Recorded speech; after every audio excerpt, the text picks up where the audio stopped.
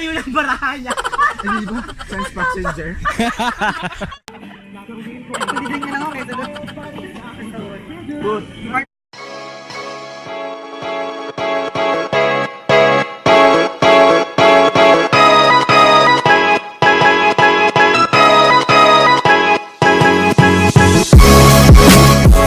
Hi guys! Welcome back to our channel. My name is Dance. My name is EJ. So, andito na po kami ngayon sa Talisayen Cove, sa Zambales po ito. So, Yes. This vlog is all about budget traveling. So, DIY po siya.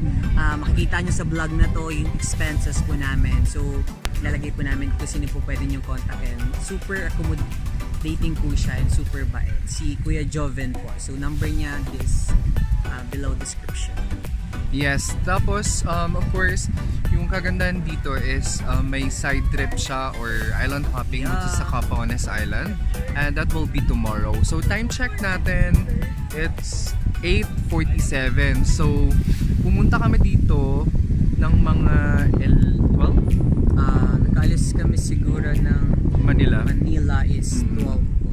Oo. So, nag-bus lang kami. We will show you yung mga checklist. So, thank you very much and Enjoy watching! enjoy!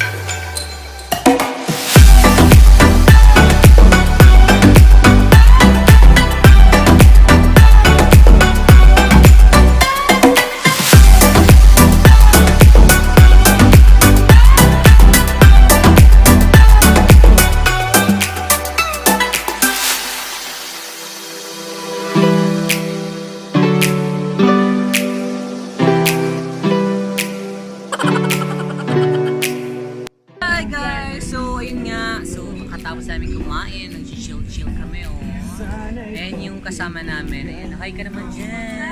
Si Arthur, si Junjun, so mga college best friends ko. Ayan subscribe din kayo sa kanyang subscribe din kayo sa kanyang vlog, Linitar Dewey. Yes, please do so. Yan. Subscribe nyo tapos unsubscribe nyo rin. So ayun, nag-chill na kami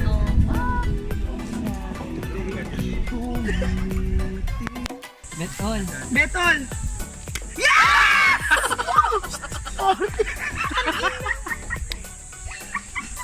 Oh, 5. Ikaw, two, bet all. Wait lang! Nakabahan ako. Oh yeah, 80. 80 Ito na, wait lang. Bet all. Ang kukuha. Wag to, siya dapat. Oh. Ay, 5 ka sa akin. Yung hindi ka sa akin. Kainis! Ayoko, tala ko. Sa kanya napunta yung 80 pesos. Ano ba, uwi siya doon, instant to. Kainis! Manila ako sa'yo ba? Medyo ginagalingan mo dun sa katapangan mo. So, hindi lahat sa'yo. Huwag kang ano din. 40? Baka dito masisira yung friendship niya. Bet all. Wala, ano? Tres!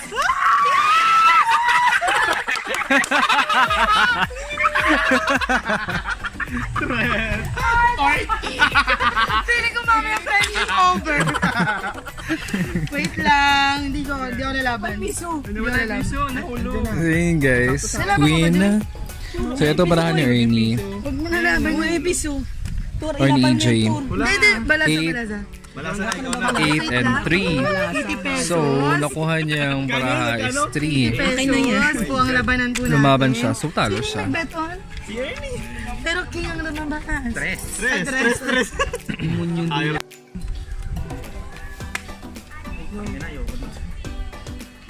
Ikaw muna, sino? Turi, ikaw muna. Bet all.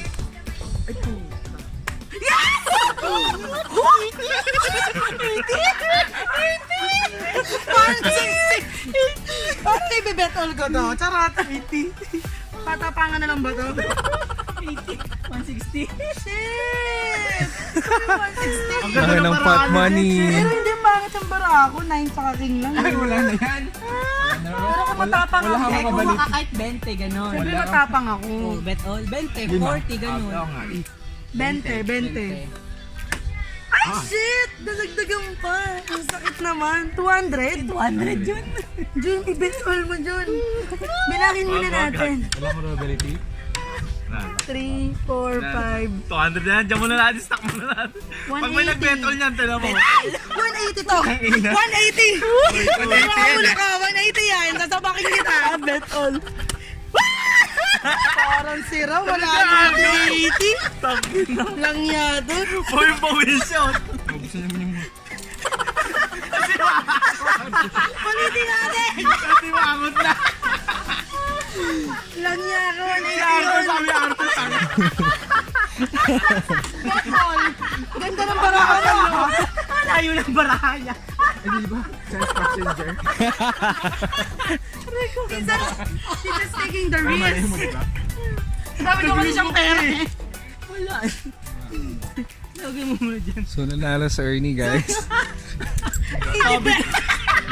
Nanalo si EJ. Hindi niya matanggap eh. Natawa lang ulit ako ha. 80 pesos. Ganda baraha mo ha. Laban mo pa. Busy. So ayun, nag-travel kami from Manila going to Zambales, San Antonio, Zambales. Victory Liner po yung sinakyan po namin. 305 pesos po yung fare. It takes 5 hours po from Manila, Pasay. Then nag-tricycle kami from San Antonio, Zambales going to Pundak. It costs 30 pesos plus 20 pesos po na environmental fee. Then from Pundakit, nag-boat po kami. It takes 40 minutes going here to Talisayen, Zambales. Then, ayun po, si Kuya Joven po yung accommodate po sa amin. Yung cost naman po niya is 600 per head po. Pag 4 packs po kayo and above. Pero pag dalawa lang po kayo, it takes 1,100 po. So, 1,100 pesos po siya pag dalawa lang kayo. So, pag mas makakalesen po kayo pag marami po kayo na pupunta po dito sa Talisayen, Zambales. So, bakit ba namin napili or bakit ko na pili yung Talisayen, Zambales? Kasi nga hindi po siya crowded like sa ibang area dito. So, hindi pa kasi siya masyado puntahan ng tao. Kaya sinuggest ko sa mga friends ko na dito na lang kami pa to relax, then chill. Mas nakaka-chill kasi pag hindi crowded yung place eh. Yun yung ano ko ngayon. Yun yung mas gusto ko.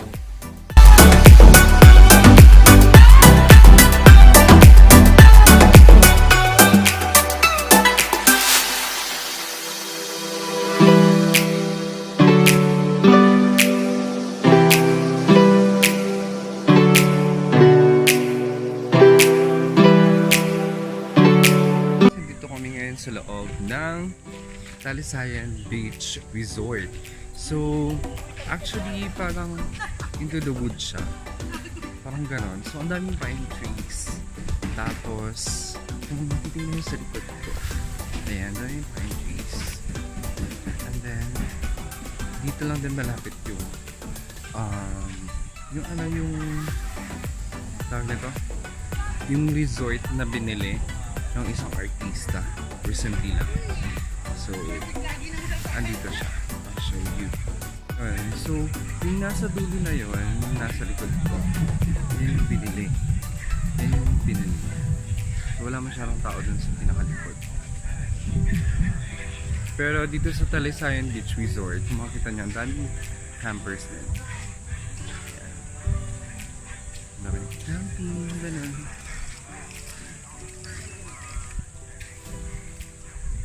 Maganda dito kasi actually malawak. Maraming tao pero alam mo yun, maganda yung hangin. Mas mahangin dito kasi dun sa Nanay Minda Beach Resort. Yan.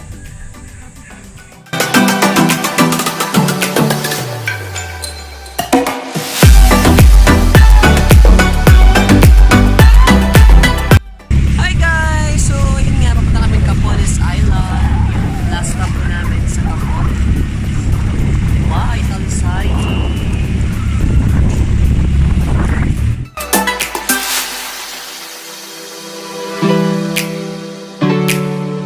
Kaya nandito na kami sa Capones Island. So, watch the video. Nakikita niyo kung gano'n siya kaganda.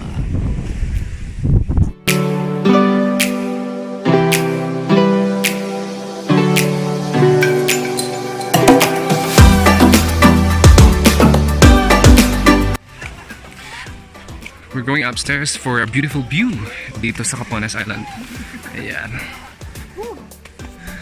Puro pet yung nakikita ko.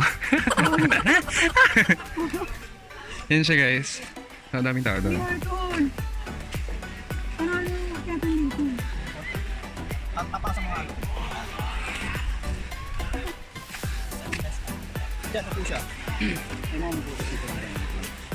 Ayan. Nakatakot ka eh.